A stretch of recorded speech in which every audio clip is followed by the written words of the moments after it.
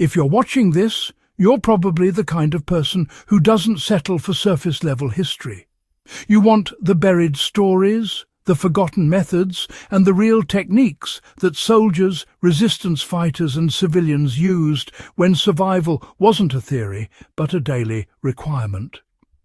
Before we dive in, make sure you subscribe to the Prepper Historian, because what we cover here isn't recycled trivia. These are practical lessons pulled from the dirt, archives, and battlefield accounts that can actually sharpen your modern preparedness. And today's topic is one of the most overlooked survival innovations of World War II. A rapid-built, almost invisible shelter you could assemble in under an hour, using little more than what soldiers carried and what the landscape offered. It wasn't glamorous. It didn't look like the bunkers people think of today. But it worked, it saved lives, and it gave World War II fighters, on every front, one of their most valuable assets: concealment. Why World War II soldiers relied on fast, hidden shelters even more than on weaponry. The armies of World War II moved constantly. Units rarely stayed in the same location for long, and the soldiers most vulnerable to discovery were scouts, snipers, resistance fighters, and isolated infantry groups scattered across forests, hedgerows, and open fields. They needed something quick, low, concealed, and disposable. The solution wasn't a trench or a dugout bunker. It was the rapid scrape shelter, a shallow, camouflaged micro-dugout designed for rest, observation, and survival under fire.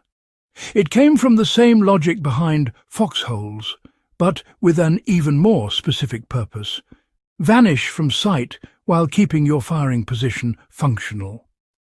This method spread across Europe, North Africa, and the Pacific, each region adding its own twist based on terrain. But the core idea remained unchanged. If the enemy couldn't see you, you were already winning. So, here's how the basic World War II scrape shelter was built in well under an hour. A soldier carried a spade, an entrenching tool, or, if he was really desperate, just a bayonet. With these, the shelter started as a quick excavation, no deeper than the length of an arm. Soldiers scraped out a shallow depression, just large enough for their body. The goal wasn't comfort, not at all. It was all about reducing your profile. The lower you sat, the less your silhouette would stand out against the horizon.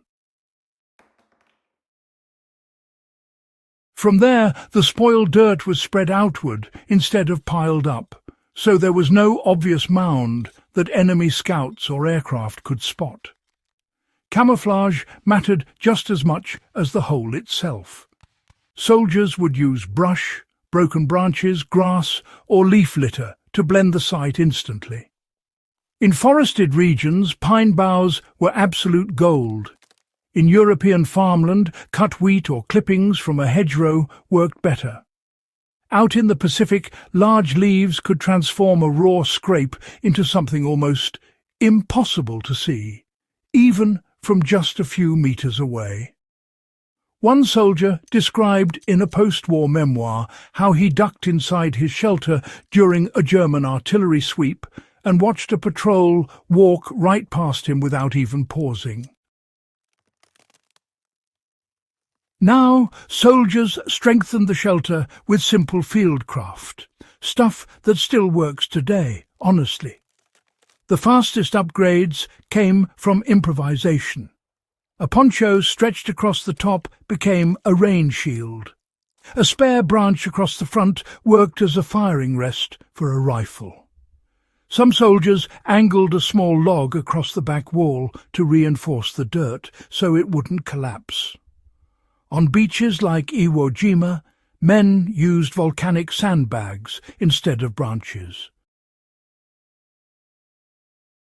In Europe, resistance fighters often added a thin lattice of woven twigs covered with sod, turning the shelter into a near-perfect contour of the surrounding ground. These tricks weren't luxuries. They were survival necessities, especially for snipers who could be in position for hours and needed to be invisible from all angles. That's why you can apply these same ideas today. If you ever find yourself needing to stay hidden, whether in a training exercise, a remote wilderness trip, or a land navigation course, you can replicate these upgrades with whatever is around you.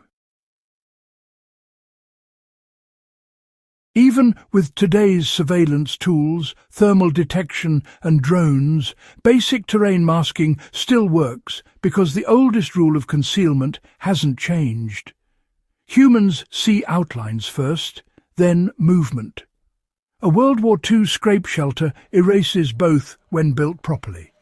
It breaks your silhouette, collapses your height, and blends your body temperature with the earth. That's why special forces around the world continue to use near-identical methods. The principle remains the same. If the environment doesn't change shape, an observer's eyes don't flag it. For a modern prepper or historian fascinated by practical techniques, this shelter shows how simple earthworks can outperform complicated gear. It also demonstrates how World War II fighters developed effective methods long before modern camouflage systems existed. Start by identifying terrain that already helps you. A slight slope, a hedgerow base, or the leeward side of a fallen log shortens your workload. Dig a body-length depression just deep enough to lower your silhouette. Keep the excavated soil close and scatter it outward.